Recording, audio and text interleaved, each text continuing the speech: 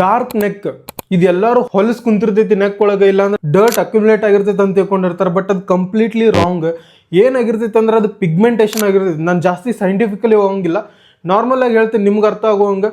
ಅದು ಪಿಗ್ಮೆಂಟೇಷನ್. ಅದು ಯಾಕೆ ಆಕೈತೆ ಅಂದ್ರೆ ಒಬೆಸಿಟಿ, ನೀವೇನು ವೇಟ್ ಗೇನ್ ಆಗಿರಲ್ಲ ಈಗ ರೀಸೆಂಟ್ ಟೈಮ್ ಒಳಗೆ, ಅದರಿಂದ ನಿಮ್ಗೆ ಅದು ಡಾರ್ಕ್ ನೆಕ್ ಆಗಿರ್ತೈತಿ. ಆಮೇಲೆ ನೀವು ರಾತ್ರಿ ಚೈನ್ ಹಾಕೊಂಡ್ ಮಕ್ಕೋತಿದ್ರಿ ಅಂದ್ರೂ ಆಕೈತಿ.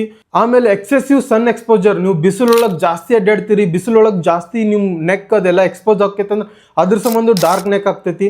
ಆಮೇಲೆ ಸ್ಟಿಫ್ಡ್ ಕಾಲರ್ ಭಾಳ ರಫ್ ಇದ್ದಿದ್ದು, ಇಲ್ಲ ಫುಲ್ ಟೈಟ್ ಇದ್ದಿದ್ದು ಏನಾರು ಕಾಲರ್ ಯೂಸ್ ಮಾಡತ್ತಿದ್ರಿ ಅಂದ್ರೆ ಅವಾಗೂ ನಿಮ್ಗೆ ಡಾರ್ಕ್ ನೆಕ್ ಆಗೋ ಚಾನ್ಸಸ್ ಇರ್ತೈತಿ. ಇದಕ್ಕೆ ಏನಪ್ಪಾ ಸೊಲ್ಯೂಷನ್ ಅಂತಂದ್ರೆ, ಅದಕ್ಕೆ ಎಷ್ಟೋ ಮಂದಿ ತಿಕ್ಕುದು, ಕೋಲ್ಗೇಟ್, ಲೆಮನ್, ಆಮೇಲೆ ಬೇಕಿಂಗ್ ಸೋಡಾ ಇದೆಲ್ಲ ಹಾಕಿ ತಿಕ್ತಿರ್ತಾರ. ನೀವು ಅದನ್ನೆಲ್ಲ ಹಚ್ಚಿ ತಿಕ್ಕಾಕ್ ನೀವೇನು ಎಮ್ಮಿಗೊಡಲ್ಲ, ನಿಮ್ ಸ್ಕಿನ್ ಭಾಳ ಸೆನ್ಸಿಟಿವ್ ಇರ್ತೈತಿ. ನೀವು ಯಾರ ಕಡೆಯಿಂದ ಸೊಲ್ಯೂಷನ್ ಕೇಳ್ತಿರ್ತೀರಿ, ಯಾರ ಕಡೆಯಿಂದ ಟಿಪ್ಸ್ ತಗೋತಿರ್ತೀರಿ, ಪ್ಲೀಸ್ ಒಂದ್ಸಲ ಚೆಕ್ ಮಾಡ್ರಿ.